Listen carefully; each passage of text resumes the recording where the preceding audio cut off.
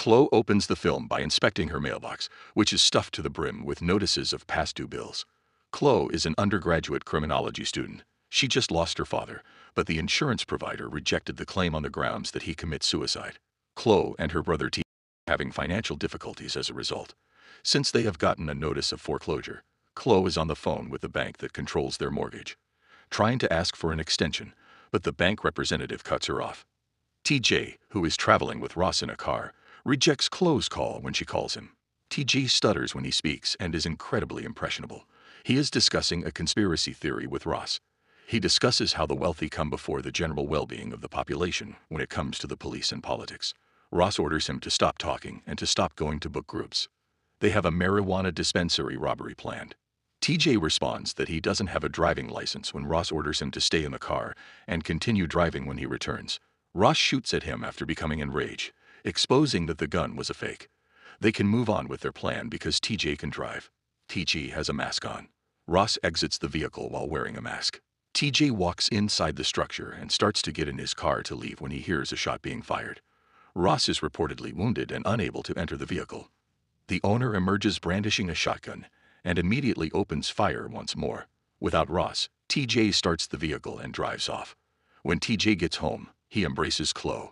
TJ describes the botched robbery to her while she attends to his wounds. Chloe is annoyed that TJ collaborated with Ross despite her repeated requests for her to avoid him. It is made known that Chloe had a relationship with Ross. She spent 3 years dating him. TJ then informs her that Ross has passed away. TJ tells Chloe that he had to do this crime in order to pay off their mortgage, and Chloe is quite devastated by this. Ross's lifeless body is on the ground, and the sheriff is sitting next to him. The coroner and a van to transport the body are requested over the radio by the sheriff. Chloe asks TJ if anyone saw him at the residence. When questioned about the car, TJ responds that it was stolen and that he destroyed it. As they had discussed their plans on their phones, TJ immediately realizes that Ross's iPhone was with him and may tie him to the crime. They choose to purchase a phone. Chloe discusses her strategy. There is only one worker at the mortuary, which is understaffed. Additionally, a girl was murdered when her automobile collided with a tree, according to the news. There are consequently at least 2 bodies, but there is only one coroner on duty, which will allow them the chance to go inside and get the phone. The mortuary is visited by Chloe and TJ. Invoking a friend of hers, Chloe hits the intercom button at the gate and asks to see the girl who was killed in an accident, but nobody responds. TJ tries to climb through the gap in the fence, but the guard dog frightens him. They understand they are unable to access the mortuary due to security measures. Hence, Chloe comes up with a brilliant idea to inject herself with a significant amount of Adderall and propofol to fake her death using her understanding of forensic medicine.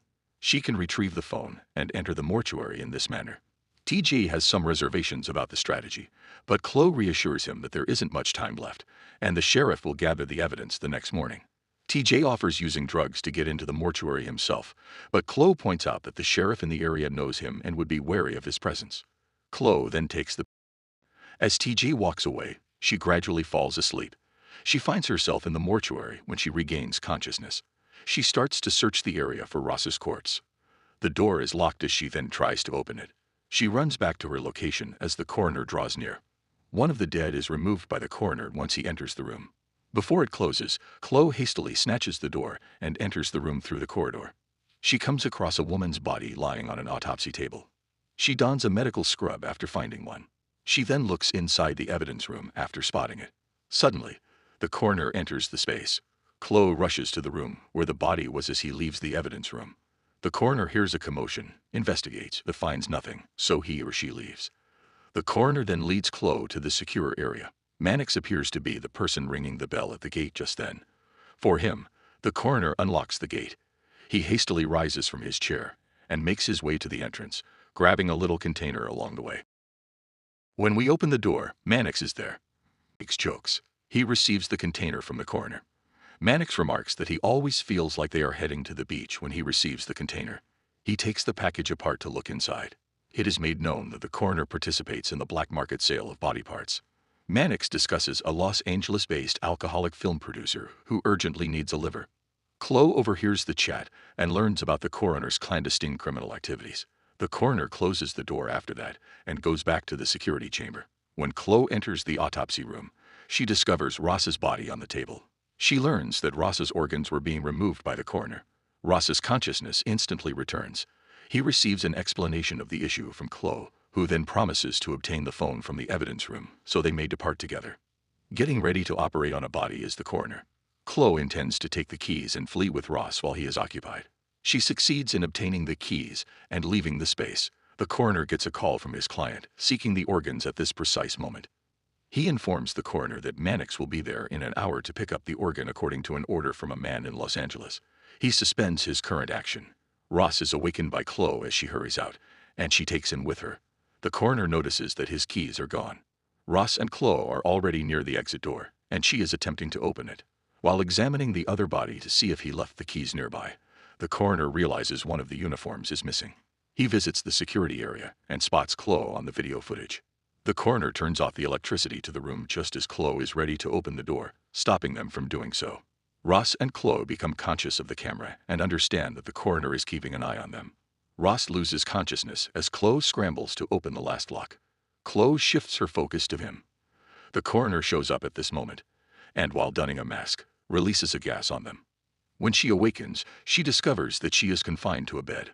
Ross is being watched while lying on a different bed. The coroner is washing his hands, she notices.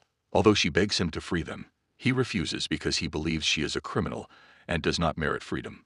He believes she wants to avoid exerting herself and instead take the easy route by cutting corners.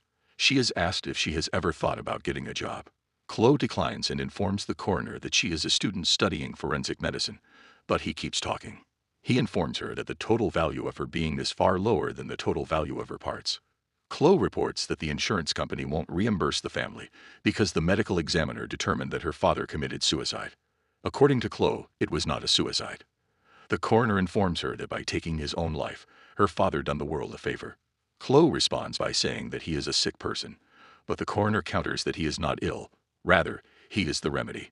Ross is then put to death by the coroner as she removes his liver from his corpse. He preserves the liver by placing it in a container and filling it with liquid nitrogen. A call from his daughter follows that. During the call, he makes threats to hurt Chloe as she speaks. His daughter informs him that his mother has inquired as to whether he would return home tonight. He responds that although he has worked tonight, he will return home the next morning. After the call, he promises Chloe that his insignificant existence would now have meaning and that he will gradually give her life significance.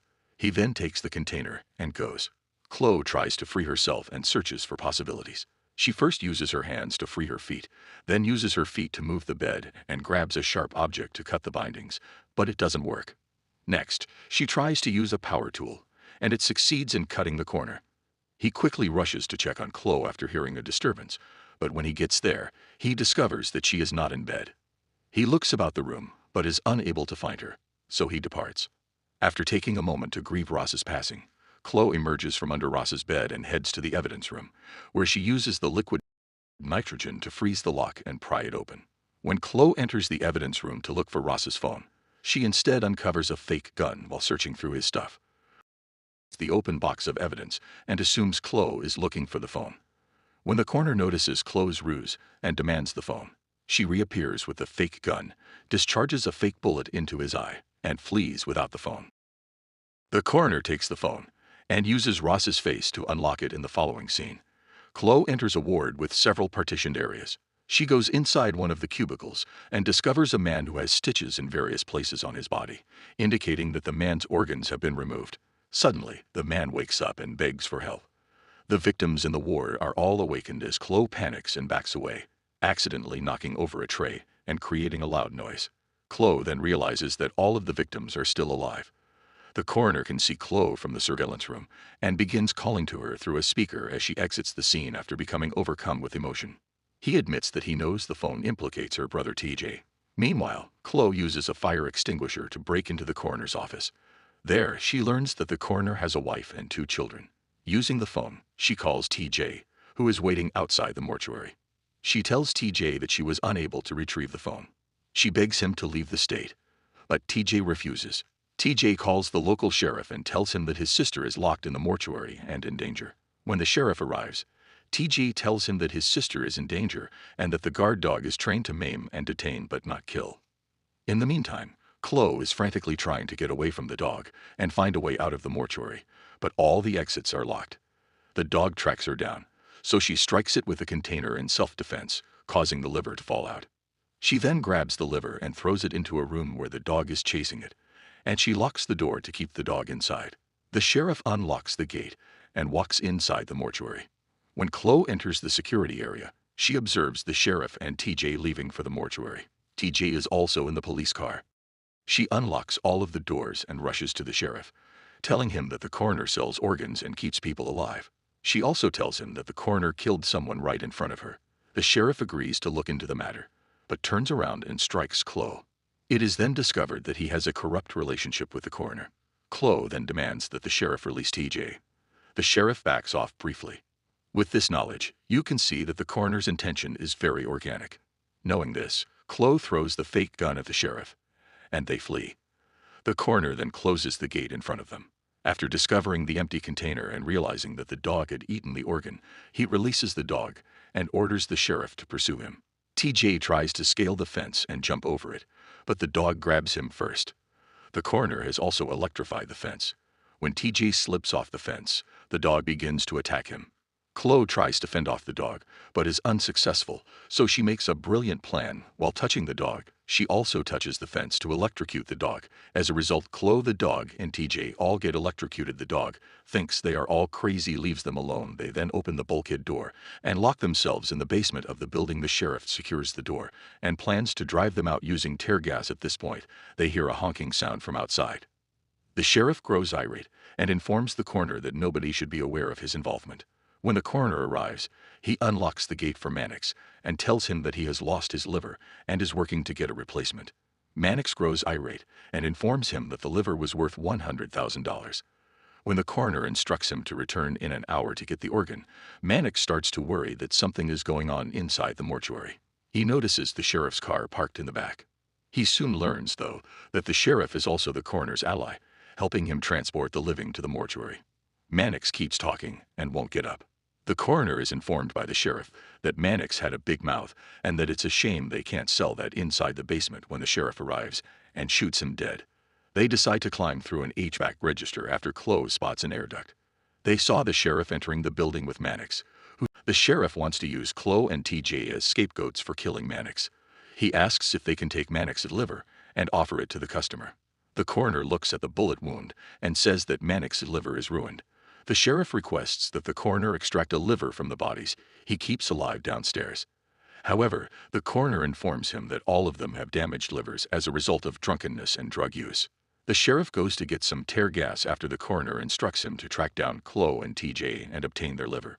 When the customer phones the coroner, he informs him that the liver is ready but that he will need a new courier because Mannix was shot. The customer requests that the liver be delivered in 2 hours, but agrees to pay the additional $50,000. They ate Mannix while crawling into the ventilation ducts with him, but the coroner sees them since Chloe opened the air conditioning register. Mannix is helped to escape to a different room by Chloe and TJ. Soon after, the coroner and the sheriff used tear gas on them while they were both wearing masks. Mannix offers to pay them $25,000 if they can save him. Chloe gives TJ and Mannix the 2 oxygen masks that are available and tells TJ to save Mannix and get the money from him. TJ tries to hit the sheriff from behind, but he is unaware that the coroner is behind him. So the coroner tases him. Chloe grabs a cylinder and a hammer. Due to the tear gas, Chloe is on the verge of passing out when the sheriff finds her. She strikes the cylinder with a hammer after she lays it on a table, striking the sheriff in the face and killing him instantly. When Warner arrives, he discovers the sheriff dead. He grabs his gun and starts shooting the individuals in the cubicles one at a time. Warner then takes TJ and has his liver removed while the coroner speaks on the speaker and tells Chloe that she has ruined his life because he is no longer able to carry on his illegal business. Despite this, he is still able to perform one final operation to remove TJ's liver. TJ is found by Chloe, but the coroner is not present. She approaches TJ the coroner with caution. He creeps up on her from behind and starts to assault her, but she strikes him with nitrogen gas, severely damaging half of his face. He then gets a sharp instrument and attacks her just as he is about to stab her with it. When Mannix arrives and saves her, the coroner turns to him, but Chloe stabs him in the brain, telling him she is the cure and that he is the illness. The coroner then goes on to pass away. Mannix is informed by TJ that they saved his life and that he must now pay them. Mannix responds that he also saved them. They still needing a liver. Chloe buys a liver from coroner, and Mannix transfers the funds to them via Venmo. Chloe finds the phone and returns it to TJ. Mannix then offers to drive them home. The film ends with a shot of the guard dog eating the coroner. To support the channel, please leave a like. Thanks for watching.